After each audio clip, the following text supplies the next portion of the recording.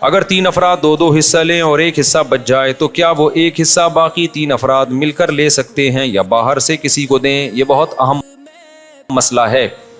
لوگ یہ سمجھتے ہیں کہ گائے میں 7 حصے ہی ضروری ہیں، جب تک وہ 7 حصے نہیں ہوں گے قربانی نہیں ہوگی۔ یہ بالکل غلط ہے۔ گائے میں زیادہ سے زیادہ 7 حصے ہو سکتے ہیں، کم سے کم 6 بھی ہو سکتے ہیں، 5 بھی ہو سکتے ہیں، 4 بھی ہو سکتے ہیں، 3 بھی ہو سکتے ہیں، 2 بھی ہو سکتے ہیں۔ نہیں آئی بات سمجھ میں؟ مثال کے طور پر 2 آدمی گائے لے کر آئے، آدھی ایک کی ہو گئی، آدھی ایک کی، تو 2 حصے ہو گئے۔ 3 آدمی گائے لے کر آئے، 1/3 ایک کی، 1/3 ایک کی، 1/3۔ اب یہ نہیں کہ یہ 1/3 میں آگے منہ والا حصہ تمہارا، بیچ والا، پوری گائے میں 1/3۔ 4 آدمی گائے لے کر آئے، یہ ایک آدمی لے کر آیا، 3 آدمیوں کو حصے بیچ دیے اس نے، ٹوٹل 4 برابر حصے کر دیے۔ لوگ سمجھتے ہیں کہ اب 3 آدمی ہیں تو ایک 4 حصے لے، ایک 2 آدمی ہیں تو ایک 4 حصے لے گا، ایک 3 حصے لے گا۔ یہ ضروری نہیں ہے، سمجھ رہے ہو؟ تو اس تکلف کی بالکل بھی ضرورت نہیں ہے۔ کر لیا تو بھی قربانی ہو جائے گی۔ تو یہ 7 سے زیادہ لوگ شریک نہیں ہو سکتے، 7 سے کم 6 بھی ہو سکتے ہیں، 6 برابر حصے کر لیے جائیں، ٹھیک ہے۔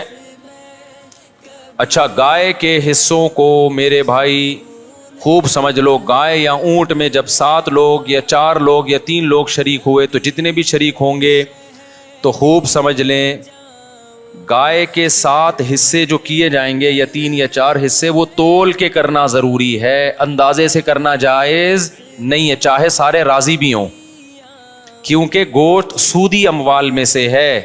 ایک بوٹی بھی زیادہ چلی گئی تو وہ سود کے حکم میں ہوگی، کیونکہ جب ہم حصے تقسیم کر رہے ہوتے ہیں تو اصل میں بیع و شراء کا عمل ہو رہا ہوتا ہے، خرید و فروخت کا، کہ آپ کا حصے کا جو گوشت ہے وہ میں نے خریدا، اس گوشت کے بدلے میں جو میرے پاس ہے وہ میں نے آپ کو بیچا۔ تو گوشت کے بدلے میں جب گوشت بکتا ہے تو وزن میں تول ضروری ہے، ذرا سا بھی زیادہ ہو گیا تو وہ کیا ہے؟ ربا ہے، سود ہے۔ اور جب وہ سود اس میں شامل ہوگا تو وہ سب کے لیے ناجائز ہو جائے گا۔ لہذا یا تو تول کے تقسیم کریں یا سود سے بچنے کے لیے ایک کام کر لیں کہ 7 حصوں میں کلیجی ملا دیں، کیونکہ جب ایک جنس میں دوسری جنس شامل ہوتی ہے پھر جو اضافہ ہوتا ہے نا وہ مخالف جنس کی طرف نسبت کر دی جاتی ہے اس کی۔ یہ سودی احکام ہے، سمجھ میں آ جائیں ٹھیک ہے، نہیں آئے تو وہ پھر کسی اور وقت بیٹھ کے چھاؤں میں آئیے گا، سمجھا دوں گا بیٹھ کے، ابھی تو مسئلے پر عمل کر لیں، سمجھ رہے ہو؟ تو آپ نے کیا کرنا ہے کہ جب گائے کٹے گی، ذبح ہوگی، 7 حصوں میں ڈیوائڈ کیا، اس کو 7 میں تھوڑی تھوڑی کلیجی رکھ دی، سمجھتے ہو؟ اور کلیجی کے بھی 7 حصے کیے شروع میں، 7 میں تھوڑا تھوڑا گوشت بھی رکھ دیا، تاکہ کلیجی میں بھی سود کا حکم نہ ہو اور گوشت میں بھی سود کا حکم نہ ہو۔ مخالف جنس جب آتی ہے نا تو اس کی مثال ایسے، جیسے 10 روپے کے بدلے آپ نے 9 روپے خریدے تو ناجائز ہو گیا نا، لیکن 9 روپے کے ساتھ ایک ماچس کی ڈبی ملا لو گے آپ، تو مخالف جنس جب ملاؤ گے تو ادھر جب 1 روپیہ زیادہ ہوا وہ اس ماچس کے مقابلے میں ہو جائے گا۔ تو ادھر اگر گوشت زیادہ ہو گیا تو کلیجی کے مقابلے میں ہو جائے گا، ادھر کلیجی زیادہ ہو گئی تو گوشت کے مقابلے میں ہو جائے گی۔ تو سود سے بچنے کے لیے یہ جائز طریقہ ہو جائے گا۔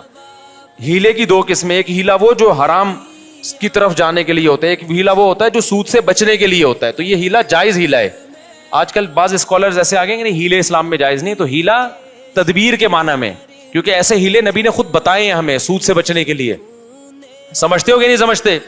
تو اب آپ نے کیا کرنا ہے کہ ابے بھائی اس پہ کلپ بنا دینا، بقرعید کے بعد میرے قربانی پہ کلپ چل رہے ہوتے ہیں۔